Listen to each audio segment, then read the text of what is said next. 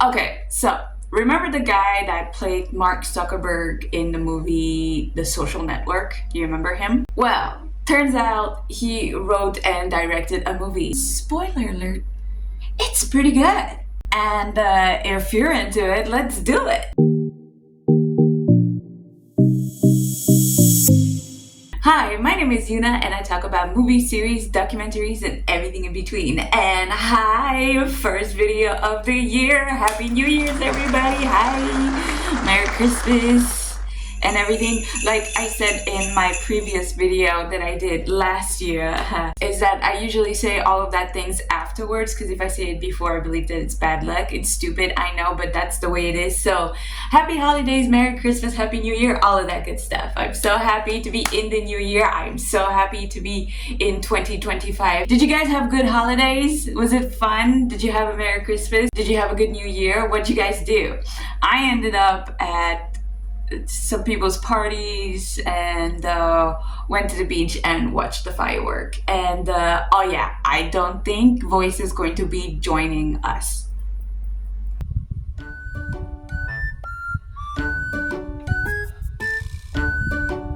Voice.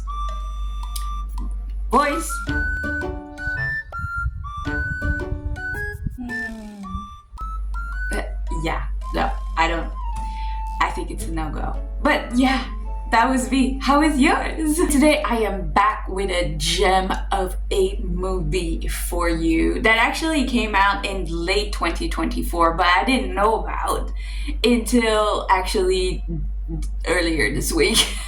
And it is the latest dramedy buddy comedy thing that is from the mind of Jesse Eisenberg, which I said, the guy that played Mark Zuckerberg in the Social Network movie. But only this time he is in front and behind the camera, as he wrote and directed this movie. That is also co-starring with him Kieran Culkin, which is the brother of Macaulay Culkin. So this movie is just so cute. Think about it this way. It's like The Odd Couple met Schindler's List.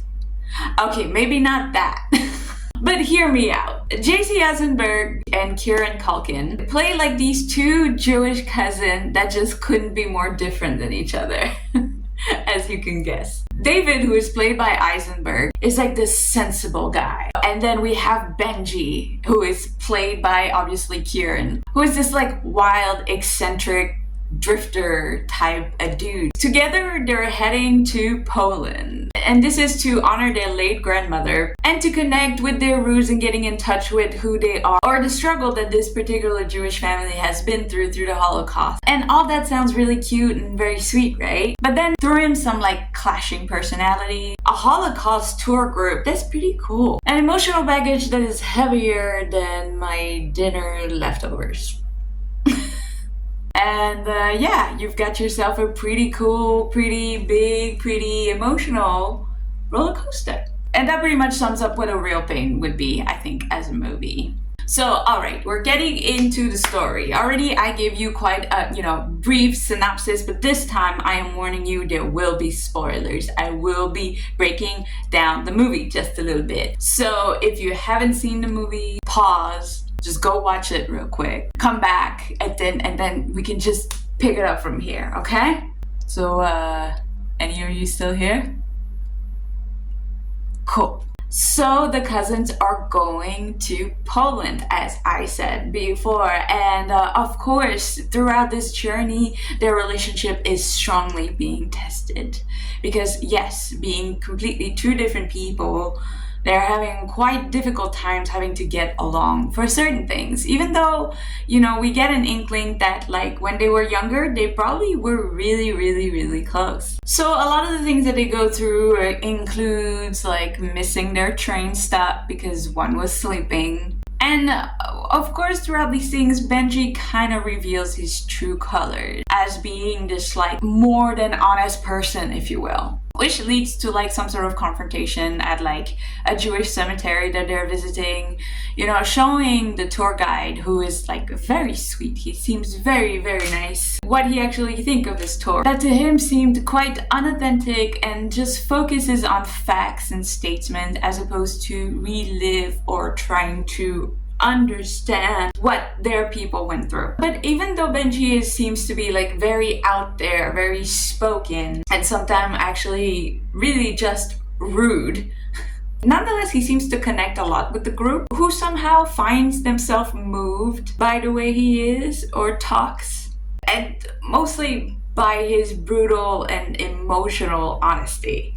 And they're all very curious and like, wow, what is this? What kind of person is this? Yes, he does make me think. Like, he's a difficult person. He strikes me as the kind of person who is very much troubled. But like, the most troubled people are often people who are like, how can I say this? Like, extremely emotional. So they're like emotional volatile. Like, at one point they're just like so full of love and sweetness and creativity and differentness, and you find that to be so refreshing and different, and like it makes people think, it makes people happy. They just don't see the downside of that because of the reality of things. These are people that usually feel to the extremes, because yes, do they feel, you know, happiness, beauty, and all of these things to a nth degree that people are like, wow, that's beautiful.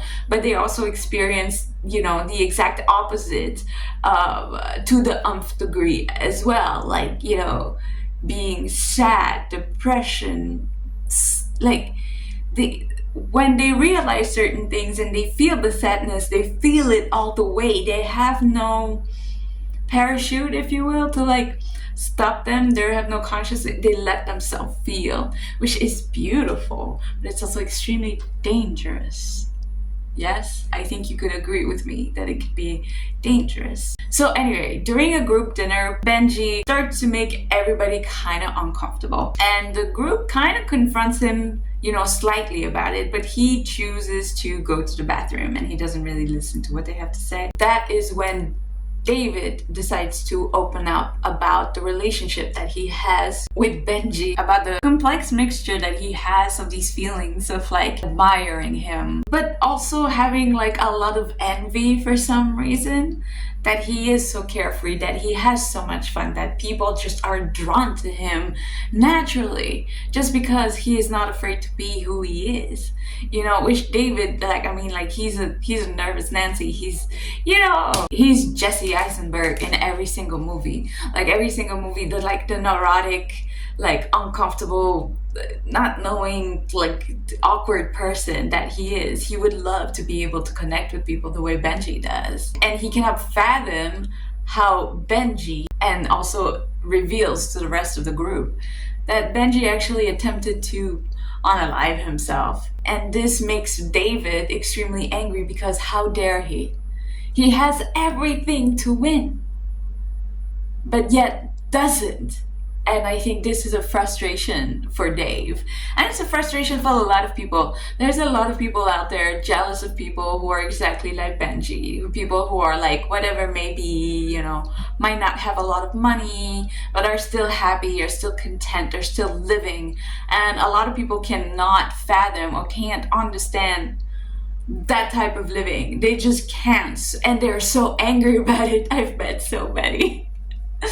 And, I don't know, to the ones that are like Benji, I tell you, you know what? Do you, boo-boo? Do not try to adapt, because you are the cool one. You're the one that's got it figured out, okay? Even though it probably seems like it doesn't, and you think that you don't. You're probably closer than you think. To the people that judge and are irritated by people that are like this, look inward. Look inward. I beg you. Please do. Anyways, it comes to the time in the movie where they have to step away from the group because they actually want to see where their grandmother used to live in Poland. Like, where was she from when the war happened? They see where she lived. At one point, Benji does tell David that he loved their grandmother so much because she was the only one that kept him disciplined, the only one that kept him, you know, on the right path, if you will. Like, there was one time where he invited her to dinner and he had come, you know, wasted, high, drunk, and she had slapped him, across the face to make him understand, like, hey, come on, pick yourself up type of thing. Don't be disrespectful. And that had like woken something in him, that she was the only one that could kept him true to himself. In their final night in Poland, they go to the rooftop and do the schmuck. You know what that is? That's where Benji confronts for the first time David on what it is that happened to his personality. He's like, dude, you used to be sensitive, man. You used to feel things, you used to cry. And Dave tells him, he's like, yeah, what a pain in the ass I used to be. Like, can you imagine who wants to be around somebody that complains and is scared and crying all the time?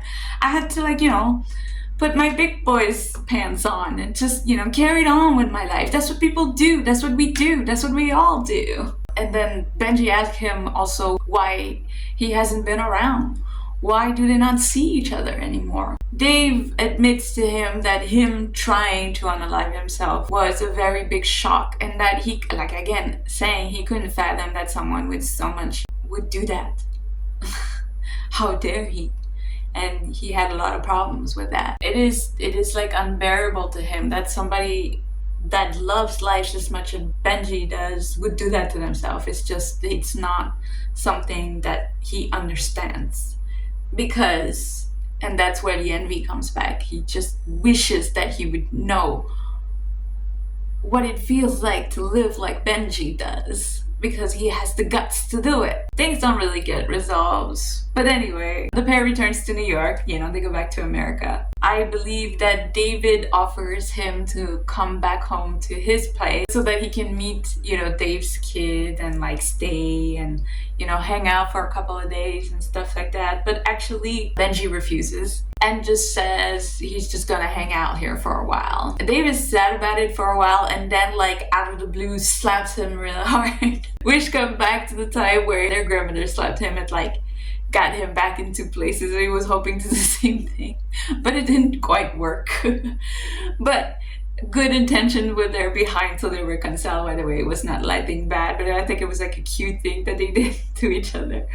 It was come on, man. I'm trying to help. I want to be there for you. And here's another things where love languages and how some people would love you so much. It's just the way they're communicating their love is not something that you deem or seem to think is love, so you don't receive it as love, and it could be confusing.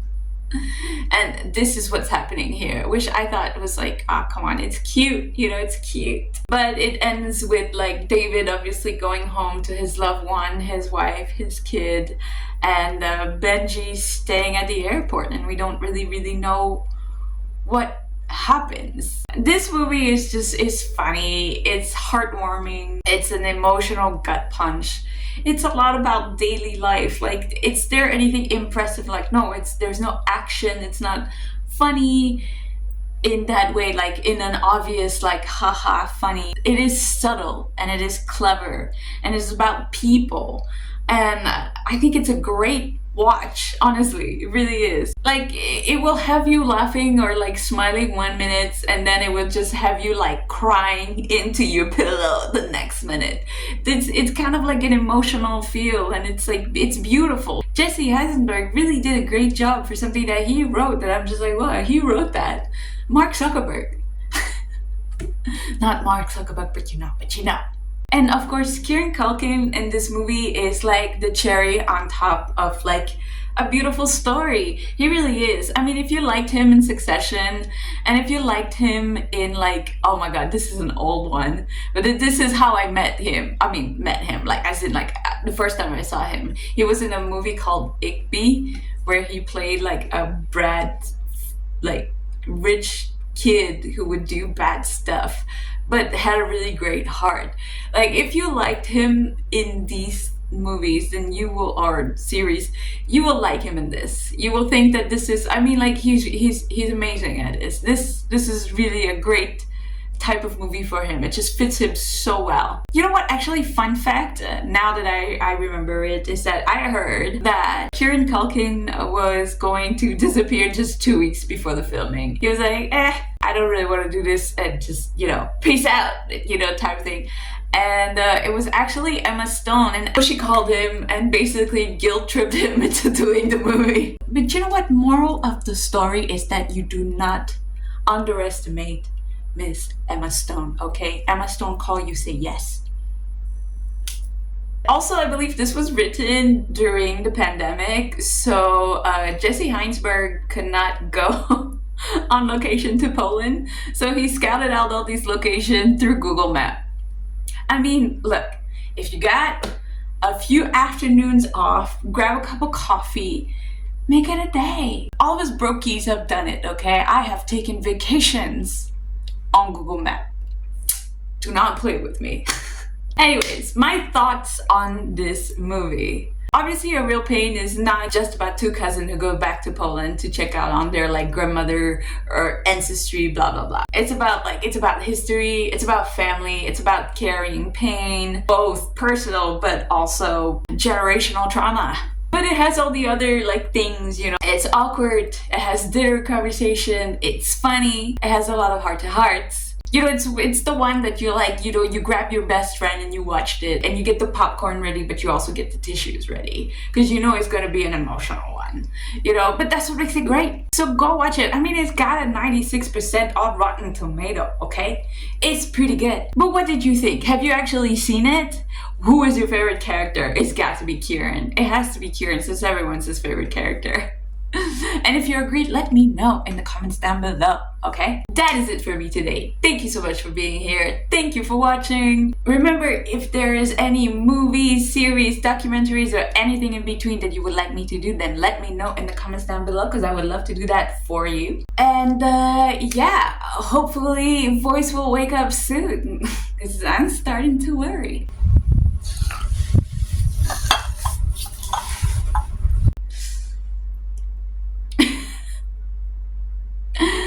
Have a great day. Bye-bye.